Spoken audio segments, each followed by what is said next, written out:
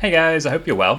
For those who haven't met me, my name is Joe, and I'm a Senior Project Officer at TCV Waltham Forest.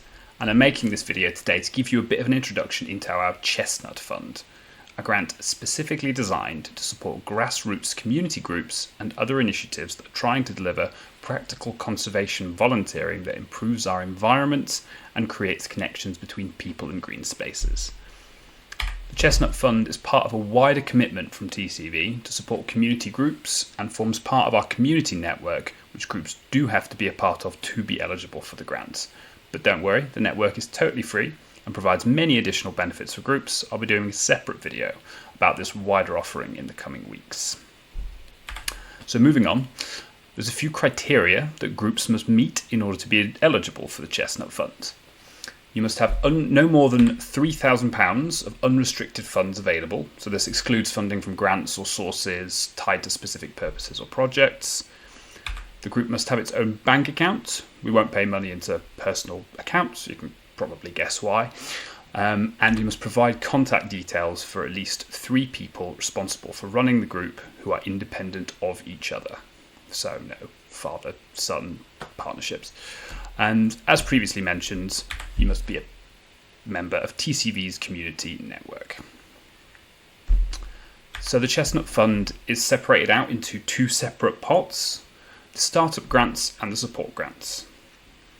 As you'd expect, the startup grants are designed to help groups get started. They have a maximum of £200 and are designed to help groups with the administration costs that come with getting a group off the ground. They are only eligible to groups that are just getting started or in their first year of existence. So apologies that this is a bit of a list. This can include insurance premiums, publicity, postage, photocopying, stationery, printing, posters, newsletters, hiring of meeting rooms, telephone bills, and website hosting costs. So with the insurance premiums, there are occasions where the grant can be awarded retrospectively, in which the policy has had to be taken out to get the group to the point where it was eligible for the fund, so to get the bank account sorted and all that sort of thing. The applications must reference the specific purchases being made, will require receipts eventually, and the purchases must be appropriate and proportionate to the needs of the group in question. So for example, if we receive an application fund that's trying to spend the full £200 on, 500 biro pens, we might ask some follow-up questions as to why this group requires 500 biro pens.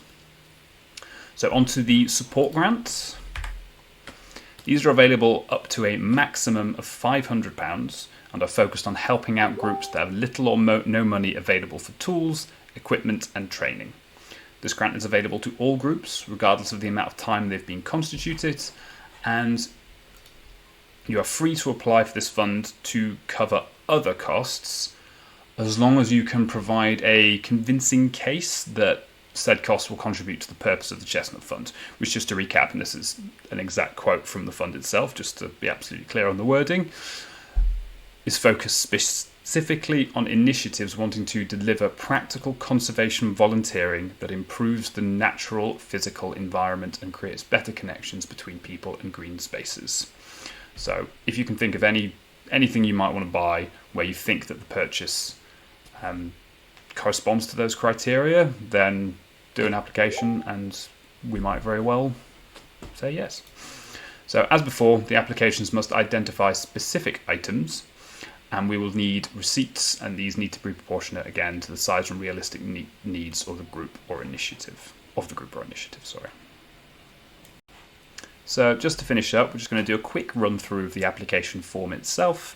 Nothing too in-depth, literally just a quick flick through just to show you the sort of things which you're going to need to include. So firstly, pretty obvious, group name, fairly standard stuff. After that, it's going to ask you for the different grants and which one you would like to apply for. So we've got the startup grant and the support grant, as we went through earlier. I think most people watching this video will likely have a ongoing group, so it's mostly going to be the support grants. But if any of you are going to apply for the startup grant, please let me know and I can help you out with a few different things. After that, it's just going to basically ask how the grant is going to adhere to the goals of the Chestnut Fund. So as I was saying before, it's all about us improving green spaces and helping to connect people with them. So just a brief description about how your group's going to contribute to that goal. After that, fairly standard stuff, just community network membership number, as we said before, but then just email address, website, Facebook pages, socials, whatever. Then your 3 contacts, as we said before, you need 3 different people, all of which are independent from one another. And then just some basic information about when the group started, whether you're part of larger organisations, which, for example, if a wildlife trust applied for this grant, we would say no. Or if a group was being funded by a wildlife trust, or just, I'm using them as an example, but it could be anything. But effectively, these groups generally need to be independent and community-run organisations to be eligible for the funds. But obviously, we will make exceptions for certain forms of relationships. And just if you've got something strange, just apply and see what it comes back as. And then we're just going to ask about things like your formal constitution. Now, we actually can help out writing constitutions. If any of your group doesn't have one, please just drop me an email and I can help out. And then very basic information about the size of the group, aims, objectives and principles, and whether it involves land overseen by a local authority. So this will be just the sort of thing that if we're sending you money in order to do a specific project, we would need to ensure that all the correct permissions are in place and all that pretty standard red tape stuff.